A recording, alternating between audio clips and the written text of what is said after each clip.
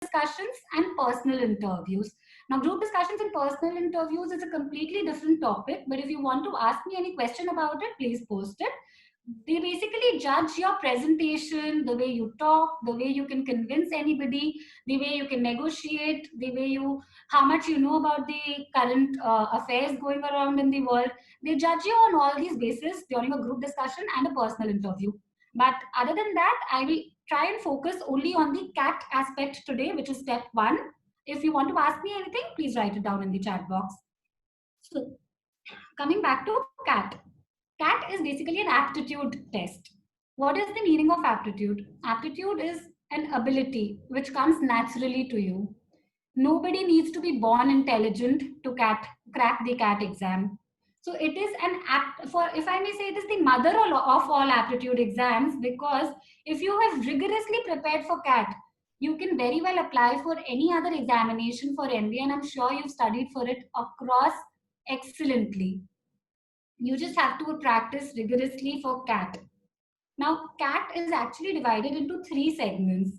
If I have to brief you about the structure little, there are three sections. The first section is called the QA, which is the quantitative ability. It's basically about your mathematical skills. Now, when I say it's about your mathematical skills, they do not give you any complex algebra equation to solve. They do not test your integration differentiation skills, and they definitely do not ask you difficult trigonometric questions. What do they ask you? They ask you basic fundas, what they teach you in class 9 and 10. A CAT examination is totally based on the mathematics of a class 9 and 10 student. NCERT books, they advise you to go through an NCERT book or the corresponding. Why? I'll give you an example. Okay, I'll just flip my camera to show you an example so that. For example, can you all see this triangle? Yes. All right. Now, suppose I give you that this line is parallel to this line, which means that DE is parallel to BC, and D and E are the midpoints of their respective sides. Can somebody quickly tell me the ratio of area of triangle ADE, which is the smaller triangle, and this quadrilateral DCBE? Meeta Didi is laughing. Varnika has put 1:2. Which is not right, actually. Isha 1:3. Correct. So Isha has given the correct answer. So the purpose of asking this question was because this is something as basic as a class 7 student learns in maths, right? Now, they all took at least 15 seconds to solve this. Bare minimum 15 seconds. You have to first see this triangle is similar to this triangle, so this ratio of this side to this side, etc., etc., etc. If you would have asked me to solve this question, I would have not done it in this way. I would have probably done it in this way. Just drawn two lines like this and visualized it as four triangles instead of a small triangle and a quadrilateral. So I can see that this whole triangle is just four small triangles. So my purpose over here, you will learn this when you study for your CAT examination. But my purpose of showing this example to you is that it is about concepts and it is about very fundamental mathematics. It is nothing, there's nothing complicated. There are no complex calculations which are actually involved in a CAT examination. So you do not have to be a mathematical genius to appear for it. A lot of students have this fear that no, it's all math based and I'm not that good at mathematics. I'm not a science student. It does not matter. CAT examinations prefer students from the commerce background. Since most of you over here are from the commerce background, I want to reiterate that they give an extra 2% also, in fact, for non-science students. So science students are actually at a disadvantage. And it is purely based on class 9 and 10. There is nothing difficult about it. The second thing that the second section is after the math section, it is the verbal ability section, which is based on your vocabulary, which is based on reading comprehensions and passages, understanding them. So unfortunately, CAT is only taken in English. It does not allow any attempts in any other local language, any other vernacular languages, no Hindi papers and all. So in case you feel that, I can hone up my English skills a little, you have ample amount of time, you can work towards it and prepare for it. My genuine advice, if somebody is really strong-headed that I want to crack CAT, is to read the newspaper very, very rigorously every day. And it is a good habit which you all can inculcate from now itself. And specifically for CAT examination, there are two newspapers that really help. One being the Hindu and one being the Guardian. You can probably note this down somewhere, because the verbal ability section, the style in which the CAT paper is constructed, it follows the same style in which the editorial sections of the Hindu and the Guardian are written.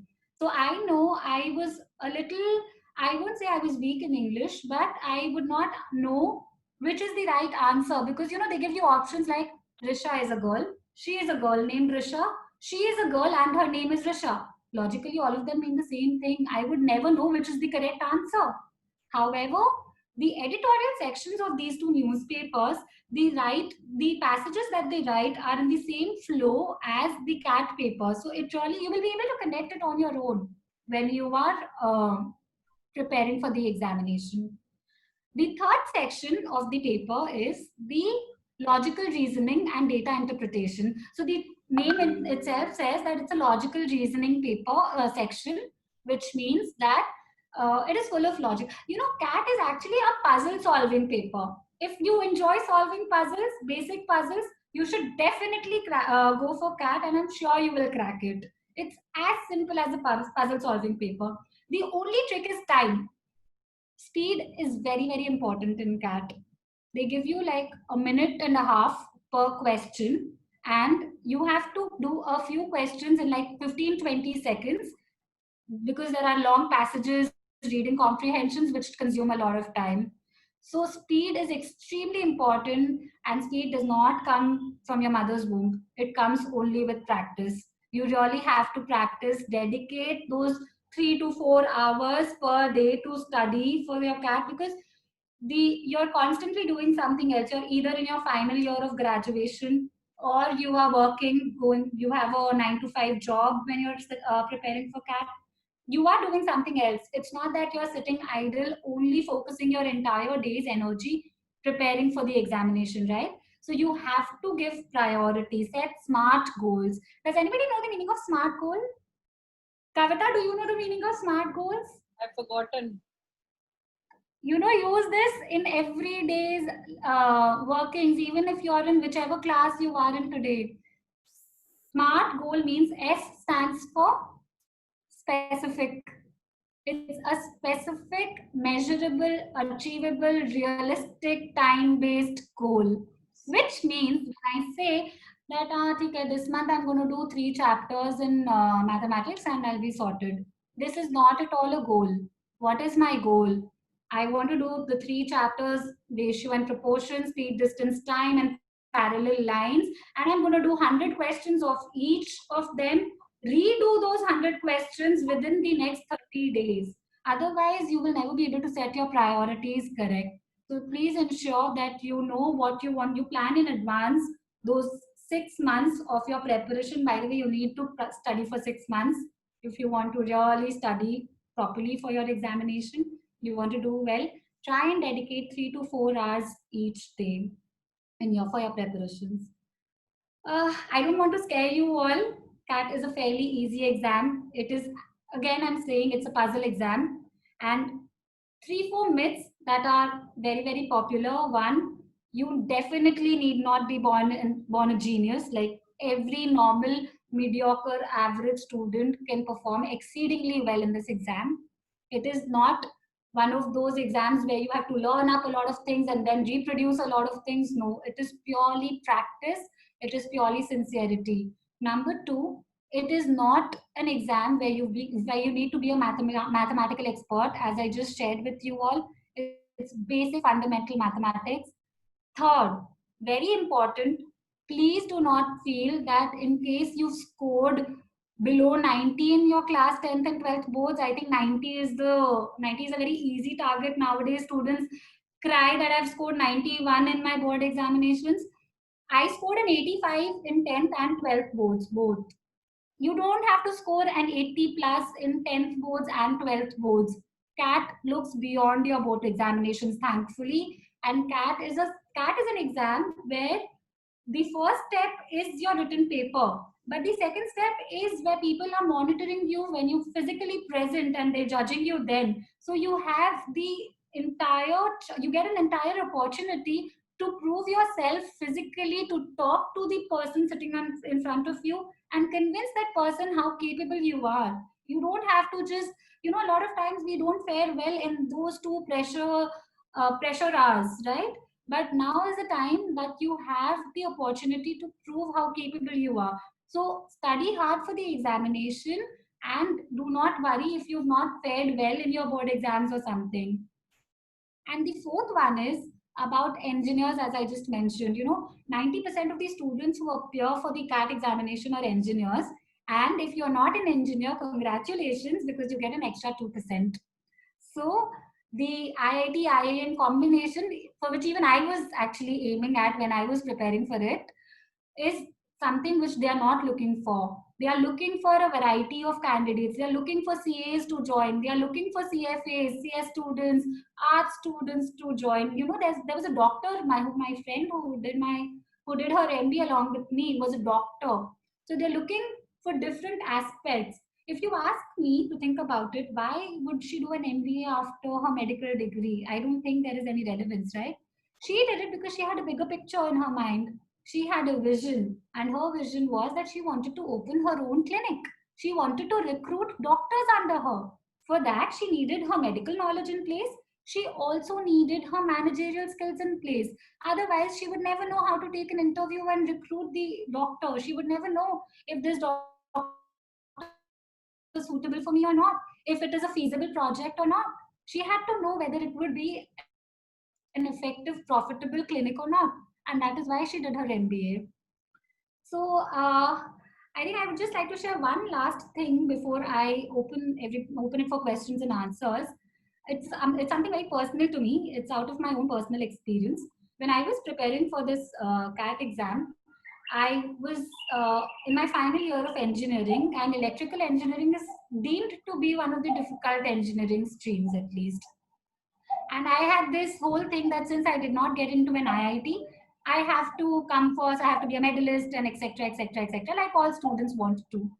I did that. I was a rank holder in my engineering also. Even then, even if I had to study till 2 a.m., 3 a.m. in the morning, I would make sure that I studied for my CAT exam every day for 4 hours. And I would like to share with you how I studied actually.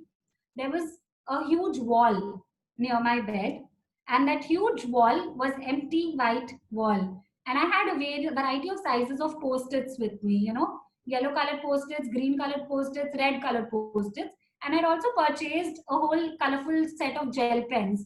So every day that whatever they used to teach me, I joined a coaching institute for CAT.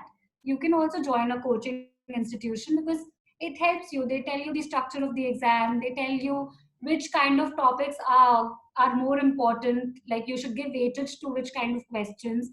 Self study is definitely important, but it's okay if you it makes it easier, I think, if you join a proper CAT coaching institute.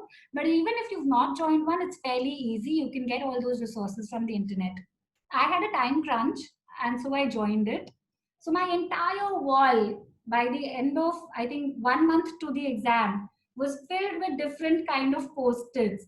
And since it was so colorful, I used to make an effort when I used to write them every day, whichever chapter I would study. They give you a theorem, they give you a whole proof of the theorem, and they then finally give you a takeaway. So I used to write those takeaways, because it's so much about the speed. Even simple things like the squares of all numbers from 1 to 25, you should know them when you're appearing for the exam. You should know 25 squares is 625. You can't sit and calculate, right? Everything I used to write down with those colorful pens on colorful post-its on my wall. And the entire wall was full. Since it was on my bedside, every night I have read the entire wall to sleep. Every morning I have woken up reading the entire wall. By the end of those 6 months, I think everything written on that wall was written inside my head, which really helped me. So just wanted to share the small tip in case, and if you're preparing for it, you can probably use it. Really helps. And I think more or less I've shared some information about CAT, and it is definitely not as difficult as it is presumed to be. Remember, it is a percentile exam. You do not get a percentage in CAT, which means if I have scored an 85 percentile, roughly it means that I have performed better than 85 other students. It does not mean that out of 100 questions I've answered 85 questions correct, which means that if there is a very, very, very, very difficult question which comes in the paper, don't worry, for all you know, nobody has been able to solve it and you will not get negative marks for it in that case. Answering it incorrectly is slightly tricky because you get negatively marked. But if you leave something which is extremely difficult and you think is out of syllabus, do not panic. Most of them have not answered it, and hence you are safe because it's a percentile that they need, not a percentage. And yeah, it's fairly simple, and I can just wish you all good luck to prepare for it. Very nice, Risha. Quite insightful. So I also did not know that it's a percentile and not a percentage. Yeah. So how you fare, compared to others makes all the difference. It does, definitely. So praying to God that, others are a little less knowledgeable than us will help basically. No, not really. It matters about what you do, but I'm just saying you need not be scared if you do not know a question. Absolutely. So, Risha, how many months did you study for CAT? I prepared for 6 months, 5 to 6 months, I would say. I had my coaching, I had taken, so I was preparing for my CAT examination when I was in Manipal, when I was in my final year of engineering. So we had Baiju's classes then, and I had joined him. He was my, at that point of time, he himself used to teach us.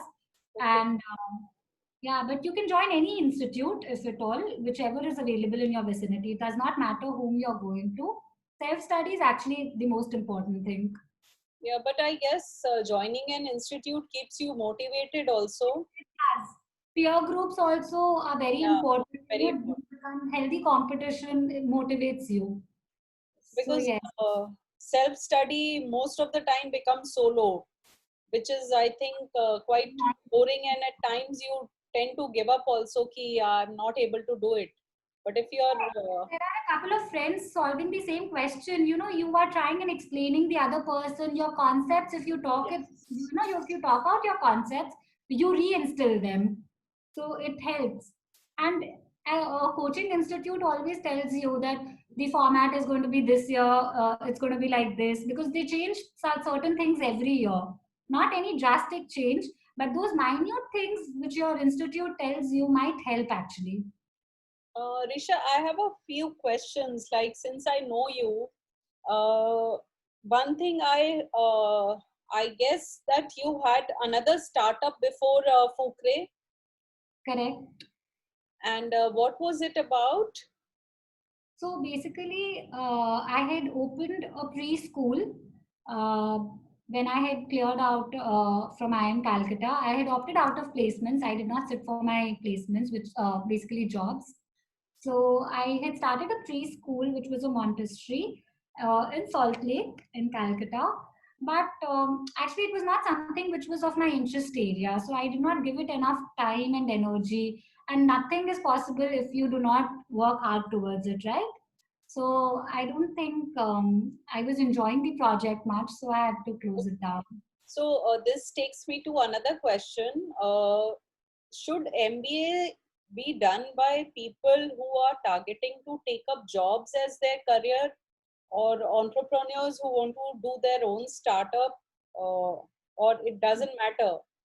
Like, Both. So as I said, when you're doing an MBA course, you're actually preparing for any of the three. You can either be a good manager, you can either be a good entrepreneur, or you can be a good professional. So job, when I said professional, I meant in your whatever job you're doing. So an MBA is preparing you for all three. It helps me in my own business. Currently, I have a startup. It's helping me over there. any strategic decision, any HR skill. Like, for example, if I have to recruit somebody under me, so I need to have the correct HR skills. For example, if I have to do my factory work, I need good operational skills. If I have to work on my costing, I need good financial skills. So all these skills are given to me from MBA, right? And as far as a job is concerned, unless you have a job which is specifically to your domain of study, for example, a CS work or the work of a doctor, as I mentioned earlier, unless, or an author, unless you have a very streamlined job pertaining to your domain of study, and MBA will always be advantageous to you because it gives you a whole global perspective of, it changes your perspective actually, the way you look at the job, and it helps you take your job, shift your job from a very functional perspective to a more managerial perspective, which is important as you are planning to go further up in the ladder. Okay. And Indian institutions or foreign institutions, which one do you suggest? Uh, I will not suggest anything outright because, as I mentioned earlier, see, IIMs are also, IIMs have a global ranking, right?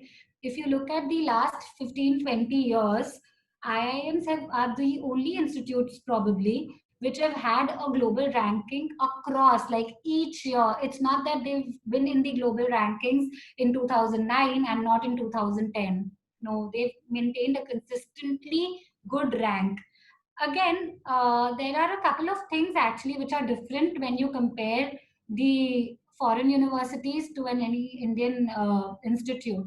Indian institutes do not require, essentially, like it's not mandatory to have a very good work experience. Like I also did my MBA immediately after college, after my undergraduation.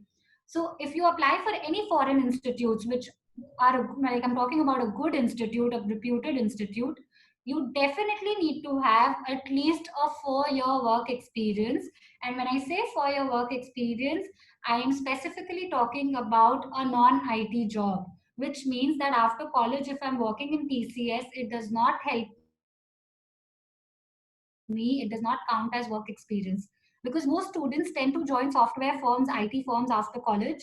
So that is the reason I'm mentioning this, that Indian colleges, of course, it helps you if you've got a work experience. It's not that they don't take you if you've got a work experience, but they do not give you lesser preference if you do not have a work experience. On the other hand, any foreign university you apply for, whichever reputed university, whether it's Harvard, whether it's Stanford, any good university will ask you for a minimum 5 years or 4 years of work experience, which can be a little difficult. Otherwise, if you have the work experience, please apply for Booth, please apply for Harvard, please apply for Stanford, Michigan, all these Ivy League colleges. Okay. Risha, Reenu, can I rename you? You said Neeta, right? Niti. Neeti. Neeti, you can unmute yourself. Yes. Yeah.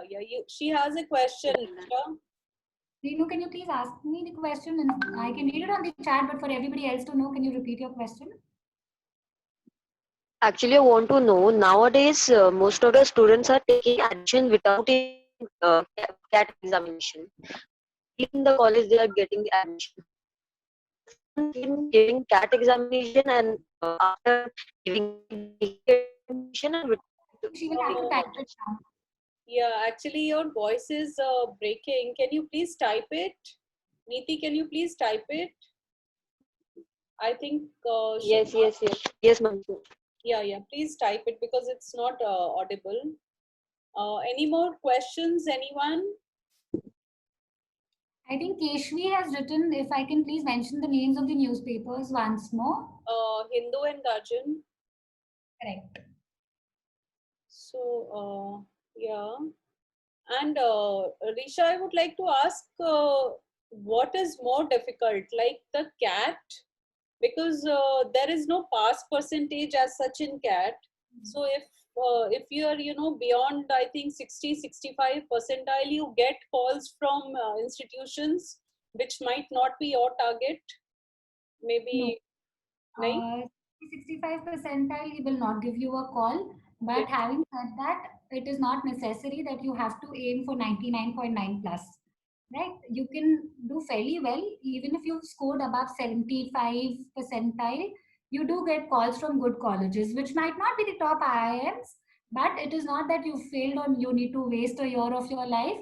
You can definitely go for any other college other than the IIMs. I think most colleges give you a call, except the top 10. Okay, and which one is more difficult, cracking the CAT or the GDPI? They are both different. Actually, depends upon your personal acumen. Like for me, I thought GDPI was more group discussions and personal interviews were more difficult. I always had this mathematical knack, so for me, CAT was not that difficult. But at the same time, preparing for group discussions, speaking. So in group discussions, there are 8 of you, 10 of you who are discussing together on any given topic. So, you have to ensure that your point of view is placed in during that group discussion. A lot of times what happens is I'm thinking about something, this is a very valid, important point that I must mention. But before you talk it out, somebody else has already spoken about it. So Yes. you lose your turn then. And the moment you lose your turn, you lose your points. If you don't open your mouth, you don't get the marks, right? And you have to know how to open your mouth. You can't interrupt anybody. You can't repeat anybody. You have to be very, very aware of your everything that's happening around you, as well as general topics. So for me, group discussions was slightly more difficult, but it depends upon your personal interest areas actually. And Personal interviews also is from the panel. Like there's usually a panel of 3 to 4 people from the institute who monitor everything, the way you enter the room, the way you sit on the chair, how your legs are folded, how you keep your file, how you pass on your CV, how you pass open your mouth and wish them a good morning till the point you exit. Everything carries marks during an interview. So there are a lot of institutes, actually most CAT institutes, preparation institutes, they do not finish their courses with the CAT exam. They have an extended course for group discussions and personal interviews, and they conduct these mock interviews for everybody to attend, which really teaches you how to appear for it. So if somebody is going through those programs, I don't think it should be difficult. okay. And is there a percentage, like if you have been called for a group discussion or a personal interview, so 50% will be selected, or do That you? depends on the institute actually. Various institutes have their own parameters. Usually, actually, any institute, when they are giving, they're finalizing the students whom they select for their courses, they do it on various parameters. Out of them, CAT is only one parameter. CAT is never the deciding parameter for my entrance to the institute. So I might have scored 99.9 in my CAT exam, but if I've not done anything in my life other than this CAT exam, I will not be selected. So you must ensure that you are doing something, you have any hobby, you have some of the other social activity or extracurricular activity, any one interest area besides purely an academic focus always helps you. So they usually give a weightage, say, for example, it depends on different institutes, but for example, they'll give you a 60% weightage to your CAT score. There will be a 5% weightage to your previous academic records, which is why I said 10th and 12th board exams do not play an important role. A little bit of weightage is given to non-engineering students. A little bit of weightage is also given to female students because they're trying to encourage girls. Then a lot of weightage, like around 20% of the weightage is given to your personal interview, 10% to group discussions. So there is a whole list they have, and then they give you marks according to it. And if you score above 90 or 85, whatever it is, the cutoff is for that institute, they select you. Okay. Risha, Ananya has a question. She wants to ask which stream is better, economic honors or BBA before MBA? Actually, this is a very difficult question because they do not choose you on the basis of which stream you are in, right? You've studied before. They just want to emphasize that they are not looking for engineers because 98% of the people who are in IIMs today are engineers. So other than that, any other stream that you are in, even engineering actually, they just give 2% extra to non-engineers. Does not mean if you're in an engineering stream, you're losing out on anything, right? So any stream, any stream, even an arts honors, is as good as any other stream for an MBA. It does not matter. But if you ask me for a personal opinion, an economic honors might help you because economics is considered to be a very important subject, and very few students, if you see the profile of most students who are in IIMs, very few of them are actually from this background. Economic honors compared to a BBA will have fewer people applying for an MBA. So they always give emphasis to as various, as varied profiles as possible, and economic honors is very helpful also from an MBA perspective. So they might give you an added advantage for an eco honors. Okay. Neeti has a question. She wants to ask, is HR department good in MBA? So about specialization, she wants to ask.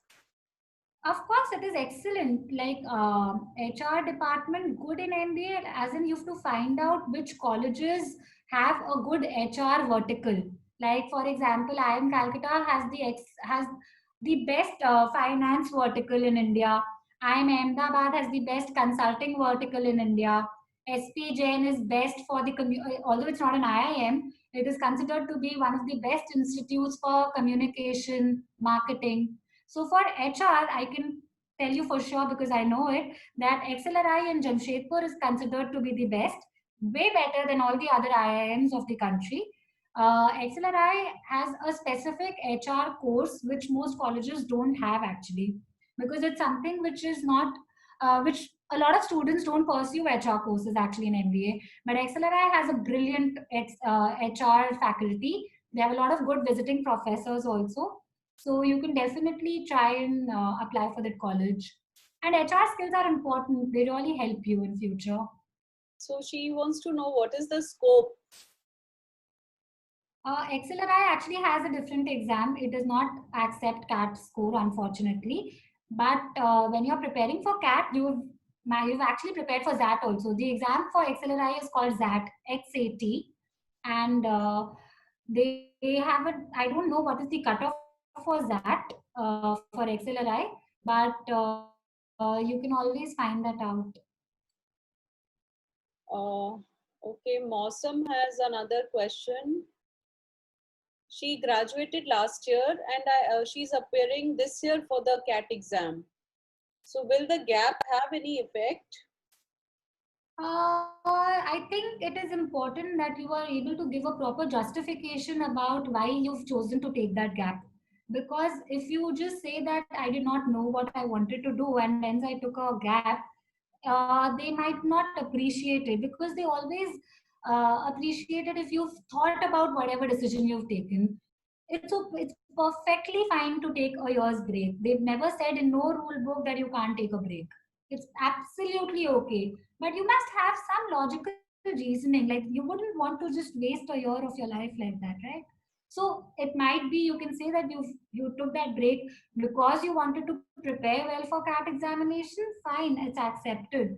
But try and develop something else also that you can prove to them during this 1 year. Like I'm sure you're not studying from 8 o'clock in the morning till 8 o'clock in the night, right? So try and develop any particular interest, any particular hobby. It can be as simple as helping your mother with home household work. I'm not saying you have to do something which is very professional, but you can apply for, there are so many online courses. Try and do a professional course which will help you in attempting for MBA even later on during your MBA also. So if you have a proper justification that you've constructively used this 1 year, it's perfectly fine. It won't hamper your chances. Okay. Uh, Risha, I wanted to ask you something. For CAT, I think you topped in a state amongst the female candidates. Yeah, in Karnataka. Yeah. So, what was your percentile like? So that it gives them an idea कि इतना आने से IIM में हो जाएगा. You have not asked me the correct question.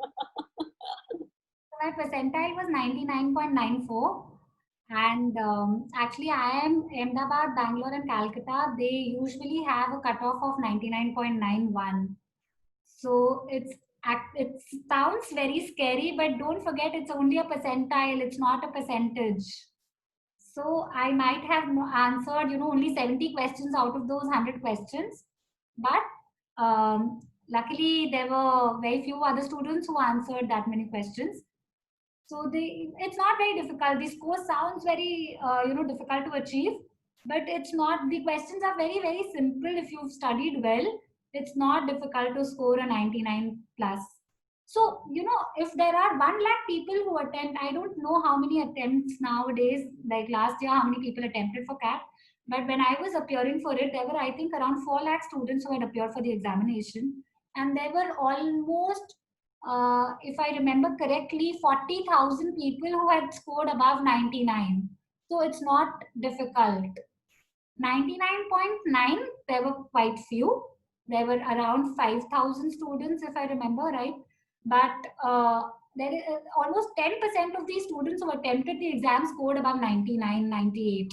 So it just sounds scary, but it's actually not scary. And after these IIMs which have come up newly, like the Correct. Shillong and the other one, Lucknow. Raipur. Yeah, so there are many more IIMs apart from the ABC. Absolutely. So So actually, ABC is just a popular lingo, that language that they use, because they are the top 3 universities of India for MBA programs. But IIM Lucknow, which is just after Ahmedabad, Bangalore, and Calcutta, is also considered to be at par. However, there are, I think, 20 IIMs, if I'm not wrong, yeah, currently. And a lot of them have started their extended affiliated universities also. Like, for example, IIM Lucknow also has a campus in Maharashtra, somewhere in Maharashtra. So and you get the degree from IIM Lucknow only. It's not that you get on your certificate, there will be any other college mentioned. It will be mentioned like a postgraduate diploma from IIM Lucknow only. So you can very well attempt for all these colleges. Like IIM Kozhikode, it does not look at your percentile. Even if you get a 90 percentile, which is extremely easy to get as compared to 99, you will still get a call for GDPI because they only give 30% weightage to your CAT score. So a lot of other different institutes have different cutoffs for their scores. So like IIM Bangalore also, for that matter, although it's a top university, there are a lot of students who have excellent profiles, but their CAT score is slightly less. It's around 92, 91. They will still call all those good profile candidates. So don't forget, like, CAT is not the end of the world. You have to be good in all spheres. Like, you have to have a good score, you have to be a good GDPI, you have to have a good GDPI, and you have to have some amount of constructive social work or some amount of extracurricular activities also that you can mention and talk about. do they have a sports quota also? Yes, yes. They don't have any quota, but they give But they give weightage. weightage. Yes, any extracurricular activity. It can be painting, it can be talking, it can be drawing, it can be anything. You can It can also be awareness of any particular aspect. Like, I might not be an excellent tennis player. I might just be a very average tennis player. But like, anytime you appear for the interview, they'll ask you like, you've written tennis in your hobby. They'll start quizzing you on tennis. So any interest area, you must identify 1 or 2 interest areas actually. That really helps you. Okay. And And how about also, it need not be something which your school is giving you a certificate for. okay. Uh, Risha, about your experience at IIM Calcutta. Yeah. I think it was a beautiful 2 years. All those things that you watch on TV or movies, if you watch the movie Chachore, actually, the hostel life and all, they're all, when they say, those 2 years were the best years of my life, etc., I can genuinely vouch for it. When you pass out from your MBA, you will also think the same, feel the same. So there is a lot of grilling that they do. There is a lot of exposure that they give you. You have your regular courses which the faculty gives you, and after the faculty classes are over, you have a lot of senior students coaching you on different aspects of life. They make you aware about all the different companies that come and interview for your jobs. Every day is a mock interview. Today they'll interview me for a consulting company. Tomorrow they'll interview me for an operations company. Today they'll ask me to appear for an interview in sari. Tomorrow they'll ask me to just suddenly stand up on the stage and perform an act. So there are so many different kinds of experiences that they give you. It has so much to offer to you that you will not be able to take it all in. So excellent experience. Did you stay at the campus? It is actually mandatory for most of the colleges in the country that they always come with a hostel. And even if they don't come with a hostel, they have an arrangement or something. They've tied up with some hotel, and they would request you to stay on campus, because a lot of sessions go up till late in the night, till 1 o'clock, 2 o'clock, etc. So the faculty generally takes classes till evening, 5 o'clock, 6 o'clock. But after 8 o'clock and all, there are so many group assignments and all. Usually, all campuses have a 24 hours library access also for this reason. Okay. So And they want.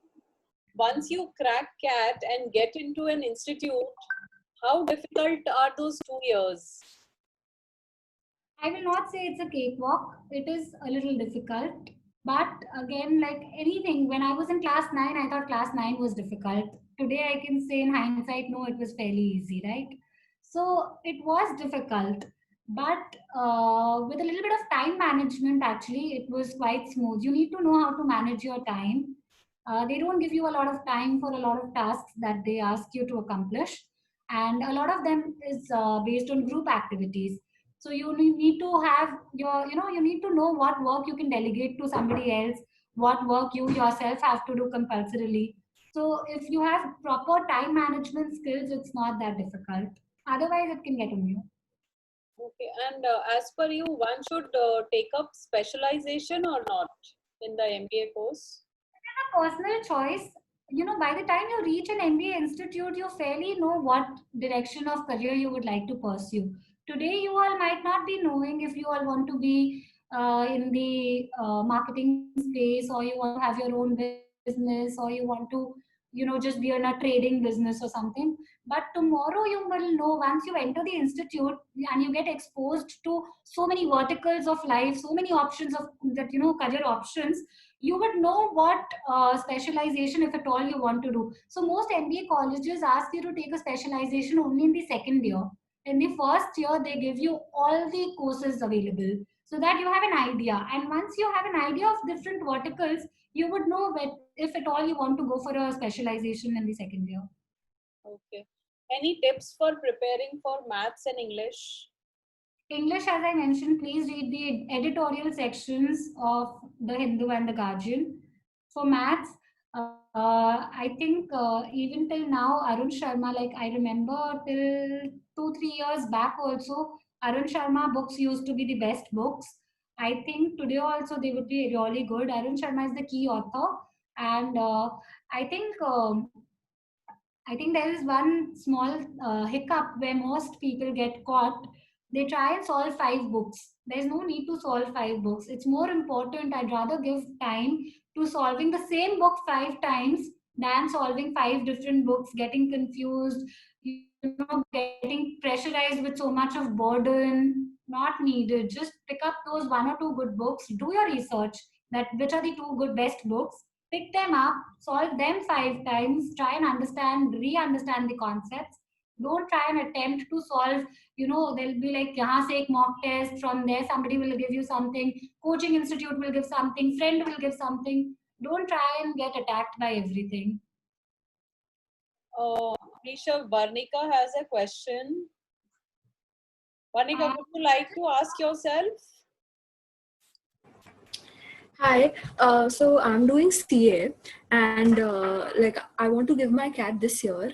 So by the time if I start next year, so will I be able to study for my CA exams during the course, or will I have to like dedicate myself fully for the MBA and I won't I'll have to take a break from CA?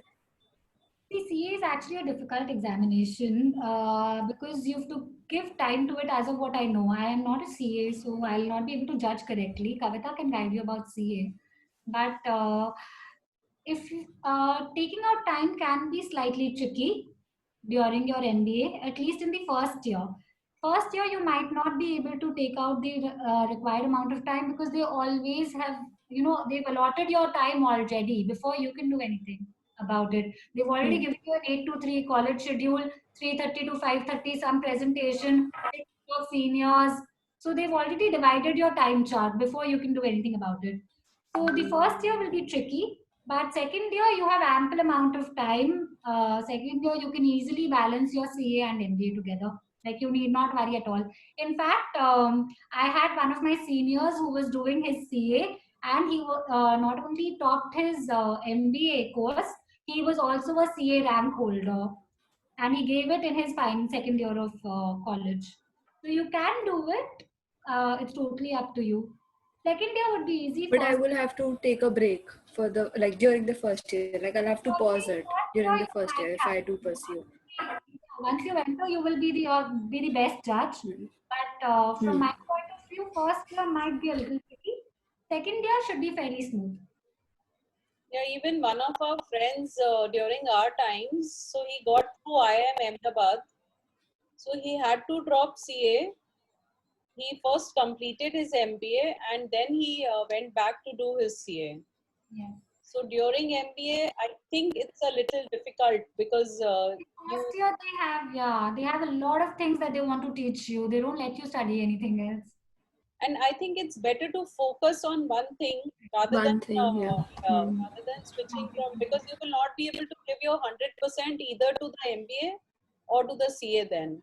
So if you Absolutely. get through MBA, then do those 2 years entirely MBA. CA can wait, and then you can again go back to the CA examinations. Varnika, adding to that, I would just like to ask you, like, is this going to be your CA finals or CA inters? Yeah, finals. So, if at all you're targeting an MBA and an IIM or whichever institute you're targeting at, so they would actually appreciate it that you're taking this break, uh, studying, doing your MBA, and then again going back to CA, because very few CAs go for an MBA course. Most CAs have started to, as of what I know, most CAs actually couple it with CFA these days. But a CA MBA combination is a rare to find combination, and a female CA's MBA combination is something that they would die for. So you should totally go for it. So I don't see any more questions, Risha. It was an excellent, insightful session. Thank you. Brilliant. I think I enjoyed it the most. No, Going back to all that MBA and CA time of our No time. question. Yeah, Vanika. Sorry, I just wanted to ask, do you have any idea about job prospects? As in, initially, I wanted to go abroad for my master's program, but like now I feel that it's better if I go for an MBA because I want to get a good job. Like that's my end goal, to land a good job. So, which is better, a job like an MBA in India or an MBA abroad? so, Like. yeah, continue, please. No, so like this is my question. Like I want to do an MBA. So which is better, abroad or in India? So as I mentioned earlier, MBA abroad actually has mandatory eligibility criteria in the form of a work. Hmm. So you would Yeah. have, which means that since your end goal is a job only, it means Hmm. that you have to work for 3-4 years, depending Hmm. on the institute that you're applying to, and then go take a break from your job Hmm. to your MBA, and then again finally get placed in a very, very good job, right?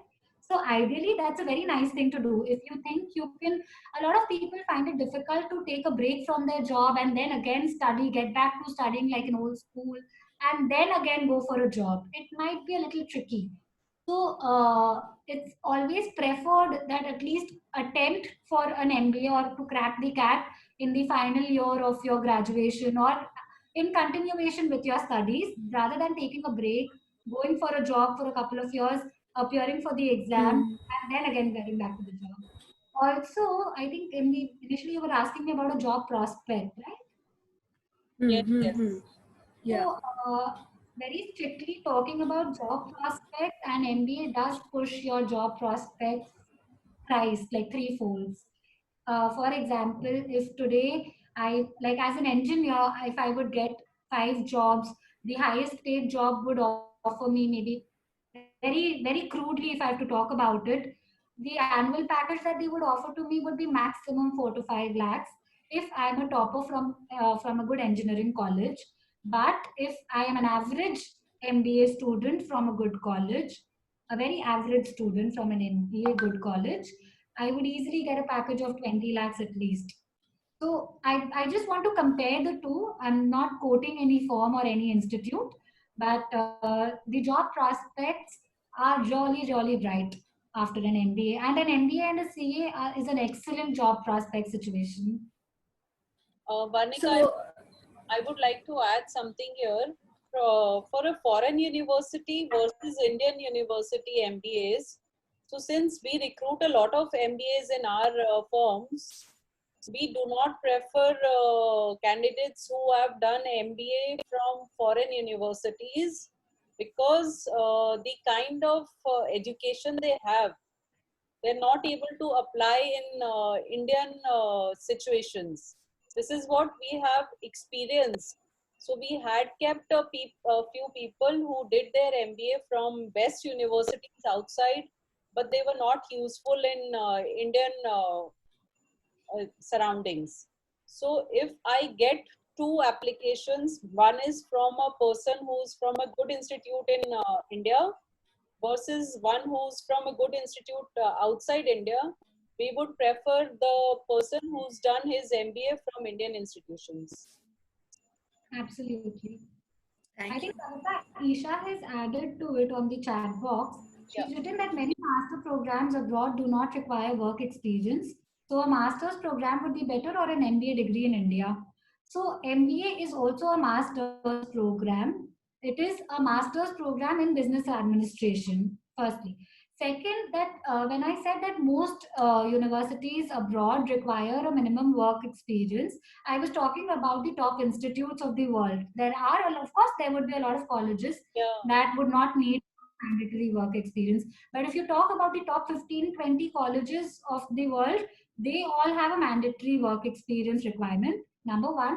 Number two, I feel personally that if you're not amongst those top 20 colleges of the world, why spend all that time, energy, money, effort in some other country away from your families? Then you'd rather do it in a better institute of the country. See, I'm not stopping you from appearing for the GMAT. Like for outside countries of outside India, you have to appear for the GMAT and a couple of other exams. You have to appear for SAT, SAT, GMAT, TOEFL, and etc. etc. So I'm not stopping you from appearing for them. Do appear for them when you're preparing for CAT. In fact, it's a nice idea that since you are preparing for CAT, you might as well appear for those examinations also. And if at all you get selected in those one of those top 20 colleges, then totally you should go for them. The Ivy League colleges are the best in the world. But in case you don't make a space over there, I would personally recommend an MBA in India in that case. And especially if you plan to come back to the country, just like Kavita was mentioning. Yeah. So I think people, those who do their MBA from the Ivy League colleges, they don't look at jobs, I I mean, believe. Coming no, back no, is also an option, and even jobs, both of not them. jobs in India. I meant jobs in India. Yeah. So probably why should They they come back India and do a job? Nobody takes them actually at the correct. price which they want to take. So Absolutely. yeah, so that is Plus, if you're studying in India, you get an added advantage from the institute also, because they have a quota for the international students applying. But when you are applying for an international college, you suddenly become a part of that small quota instead of the whole wide accepted mass, right? yes, That's a absolutely. little challenging then. Again, politics also come into the picture, because the relationship your country shares with that particular country also decides your application scores. So it gets a little messy over there. Absolutely. Unless absolutely the top Ivy League colleges. So excellent session, Risha. Very, very insightful. Anyone has any more questions, please put them on chat. We are already 6:40, and yeah, so let's call it off now. Risha, anything you want to say? No, thank you everybody for being so patient. And thank you, Kavita. I hope I've been able to add some value, Absolutely. Wonderful session. some takeaway that you can take from here. Also, if at all there is any question or any help or anything that you want to know, particularly related to something about CAT or MBA, you can always connect to Kavita. She will help you connect with me. Or if you're a part of that group has Yeah. my number, you can ask me anything. I will be there in the group for a couple of days after the session, and then we can resolve it. Okay. Thank you so much. Thank you, Risha, and thank you, everyone.